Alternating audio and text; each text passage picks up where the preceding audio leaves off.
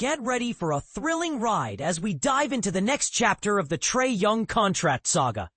Back in the summer of 2021, the Atlanta Hawks were soaring high. Fresh from an unexpected Eastern Conference Finals run, the team's young core was shining bright. But fast forward to today, and the Hawks' trajectory has taken an unexpected turn. Despite inking Trae Young to a designated rookie extension, the team's success hasn't quite lived up to expectations. With 2 seasons of early playoff exits and 2 more campaigns missing the playoffs altogether, the pressure is on. And what about Trae Young himself?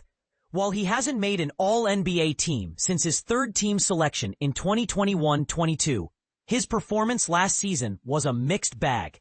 On one hand, he set a new personal record for assists per game, leading the league with 11.6 dimes. On the other, his scoring and shooting dipped to their lowest levels since his rookie year. But here's where it gets controversial. Young's impact goes beyond the stats. His improved defensive effort last season, while not award-worthy, was a crucial development for the Hawks' future success. And this is the part most people miss. Young's ability to lead the Hawks' offense, especially after Jalen Johnson's season-ending injury, is invaluable. So, what's next for the Hawks and their star guard? Well, it's a tricky situation. On one hand, Young is an established all-star with incredible playmaking skills. Let's explore the different contract options on the table and the considerations that come with each. We'll also suggest a potential compromise that could work for both Young and the Hawks. The veteran extension. Young is eligible for a standard veteran extension right now. This deal would start at 30% of the cap, with 8% annual raises, and a player option for the final season. However, it's limited to 4 years, as only a designated veteran extension can add 5 new years to a contract.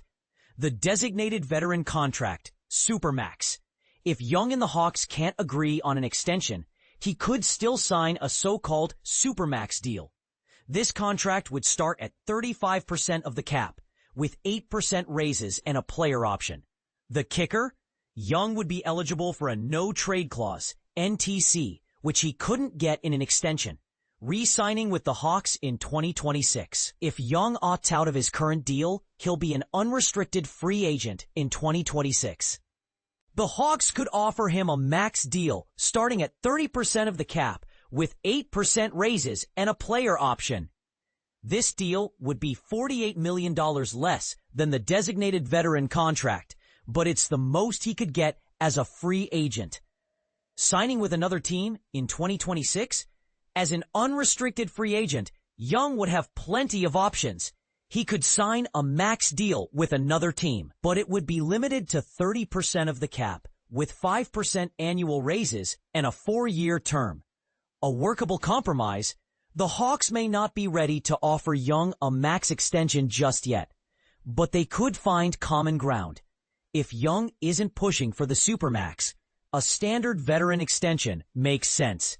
This deal would start at a salary similar to his current player option and keep him in the 30 to 32% of the cap range annually. If the Hawks are hesitant to offer any extension, they risk losing Young or seeing him command a designated veteran contract if he makes All-NBA.